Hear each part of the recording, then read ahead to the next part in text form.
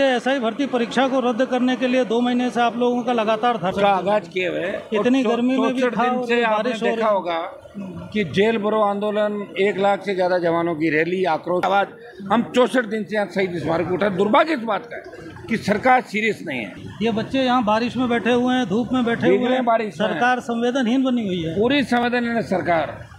भजन लाल जी मौज कर रहे हैं, उनके मंत्री मौज कर रहे हैं और हम सड़क पर पड़े हुए हैं। ये स्थिति है। वो कह रहे हैं अमृतकाल चल रहा है। अभी दिख रहा है अमृतकाल ही तो चल रहा है बेटा, यही तो अमृतकाल इश्यू कह रहे हैं। सांसदों को तो लोकसभा में खड़े होकर ज्यादातर को तो बोलना ही मैंने सिखाया। रवि शर्मा जी वाला उसकी क्या रवि शर्मा वाले में लगातार मैं कांटेक्ट में हूँ और मैं तो ही कुछ मिलेगा, बिना लड़े कुछ नहीं मिलेगा। भजन लाल सरकार के अंदर है। और कल ये जो फ्रांस वाली घटना हुई है, फ्रांस की युवती के साथ में, इस पर भी आपने ट्वीट किया था। पकड़ लिया ना मुलजिम, पकड़ लिया तो पकड़ लिया जब अब क्या है तो लटकाओ उसको फांसी पे। क्योंकि हमारे पास भी फीडबैक है भजन लाल जी को हटाया जाए। पूरी दिन में कुछ कहते हैं, दोपहर को तो शाम को बदल जाते अब। लेकिन ये तो सबके गुरु हैं, ये 3 बार बदलते हैं बात। 64वें दिन भी लगातार धरना और प्रदर्शन बदस्तूर चल रहा है। और अब इस समय पिछले कुछ दिनों से अत्यधिक बारिश हो रही है, भीषण बारिश हो रही है, आंधी तूफान आ रहा है। लेकिन इसके बाद भी हनुमान बेनीवाल जी और उनके समर्थक शहीद स्मारक में अपने धरना स्थल में डटे हुए हैं। यदि आपने अभी तक हमारे चैनल को सब्सक्राइब नहीं किया है तो इसे तुरंत सब्सक्राइब करें, जिससे आने वाले वीडियो सीधे आप तक पहुंचे। नमस्कार मित्रों, मैं हूं डॉक्टर अभिषेक कुमार और आप देख रहे हैं तेजस न्यूज़ 167।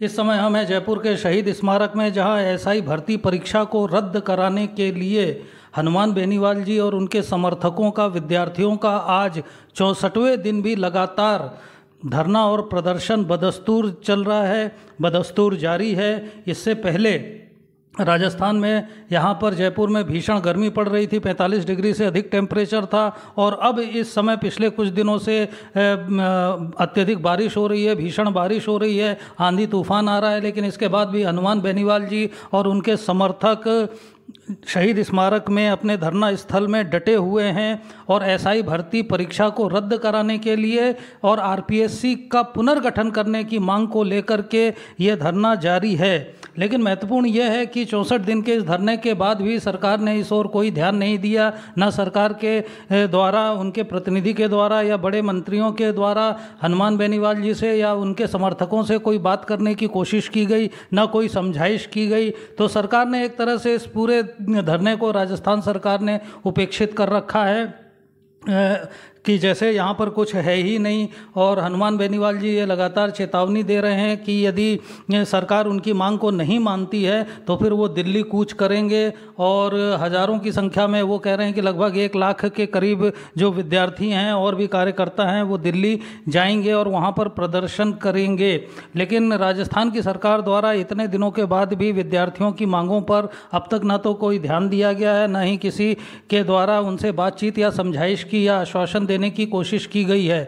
दूसरी ओर 1 जुलाई को हाई कोर्ट में इसकी सुनवाई है। हाई कोर्ट भी सरकार को कोई डिसीज़न लेने के लिए कह चुका है कि आप इस मामले में कोई ना कोई डिसीजन दें। और हाई कोर्ट ने कहा है कि हम अपनी तरफ से आपको ये आखिरी मौका दे रहे हैं। तो हनुमान बेनीवाल जी का कहना है कि 1 तारीख को हाई कोर्ट में क्या कार्रवाई होती है, अब कुछ ही दिन बचे हुए हैं, वो देख लेते हैं। और यदि हमारी मांगें नहीं मानी जाती हैं तो फिर दिल्ली कूच किया जाएगा। इसके साथ ही हनुमान बेनीवाल जी ने प्रधानमंत्री से भी मिलने का समय मांगा था और वो कह रहे हैं कि आज उन्होंने उसका रिमाइंडर भी भेजा है, लेकिन अभी तक भी उसका कोई जवाब नहीं आया है।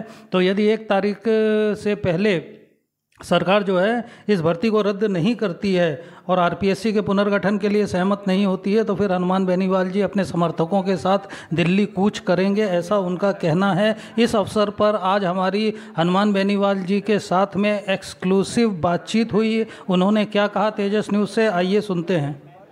सर, ये एसआई भर्ती परीक्षा को रद्द करने के लिए 2 महीने से आप लोगों का लगातार धरना चल रहा है। 2 महीने से ज़्यादा हो गए आंदोलन का आगाज किए हुए। इतनी गर्मी में भी था, से आपने देखा होगा कि जेल भरो आंदोलन, 1 लाख से ज़्यादा जवानों की रैली, आक्रोश रैली, फिर आपका राज्यपाल से मुलाकात। एक दिन 8 जून को जन सुनवाई नागौर में भी करके आया, राकेश बिश्नोई को न्याय दिलाया। चाहे फर्स्ट ग्रेड का एग्जाम हो, जो हमारे साथी कर रहे थे, और आपका आरएस मेंस के एग्ज़ाम की तिथि बढ़ाने की बात हो, तो यहाँ 2 महीने से प्रदेश के नौजवानों की जो भी डिमांड है, चाहे संविदा कर्मियों की हो, चाहे और पे स्केल बढ़ाने की बात, या जो हमारे पास लोग आए उन सब की आवाज़, प्रदेश के तमाम नौजवानों की आवाज़, खाली पद भरने की आवाज़ हम 64 दिन से यहाँ शहीद स्मारक पर उठा। दुर्भाग्य इस बात का है कि सरकार सीरियस नहीं है।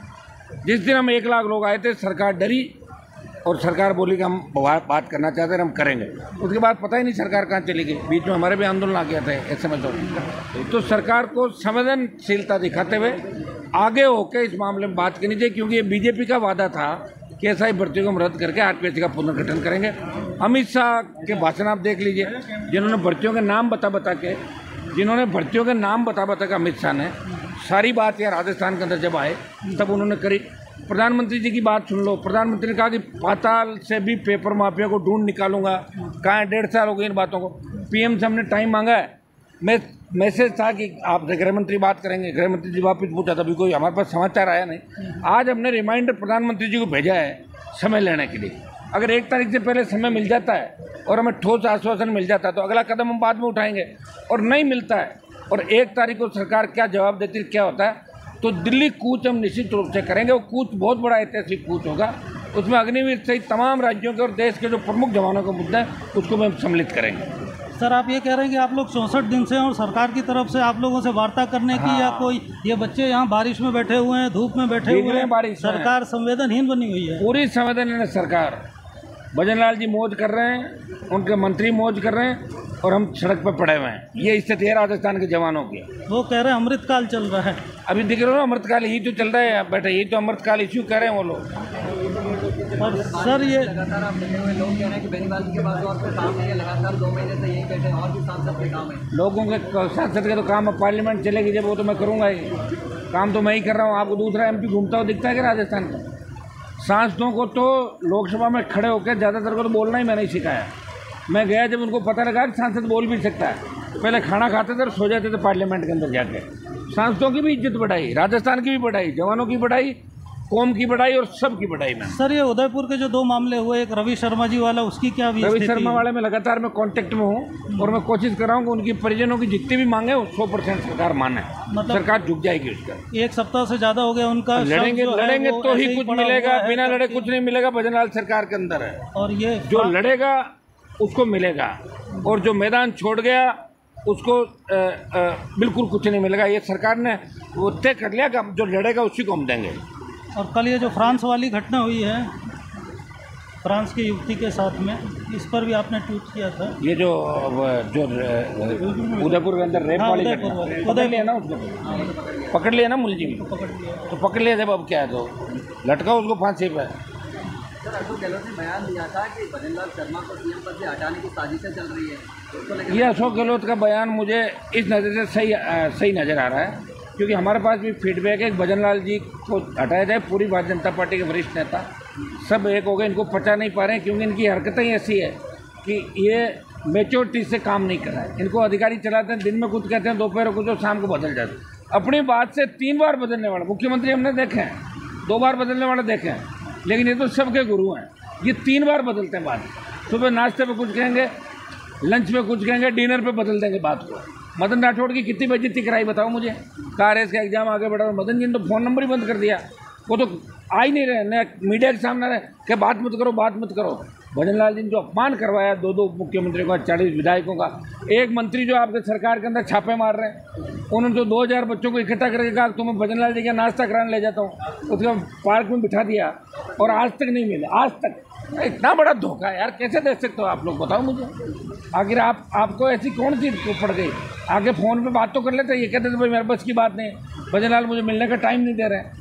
फिर डींगे आंकड़े से क्या फ़ायदा है? मोदी से मिले, अमित शाह को मिले, नड्डा जी को दे दिया यार, काय का दे दिया, सबको जानता हूँ, दिल्ली में ऐसे ही डोलते रहते हैं। और आज एक जरूर से मुद्दा मालूम हो रहा है जिसमें 2 अभ्यर्थी एग्जाम देने के लिए गए थे, जिसको CM के काफिले के 2 मिनट लेट वाले में उनको एंट्री नहीं दी गई। वो काफ़ी हो रहे थे कि हमारे सालों की मेहनत। तो इतना बड़ा दुर्भाग्य राजस्थान में, अगर मुख्यमंत्री काफिले की वजह से लेट हुए तुरंत उनको आधा घंटा एक्स्ट्रा देना चाहिए था। ये होती संवेदनशीलता। ये संवेदनहीन है। भजन लाल जी को कुछ नहीं करना, ये अपने और अपने परिवार के इतना कुछ कर देंगे कि इनकी 7 पीढ़ी बैठे बैठे खाएगी, यही करेंगे, इसके अलावा कुछ भी नहीं करेंगे और जल्दी हट जाएंगे राजस्थान से।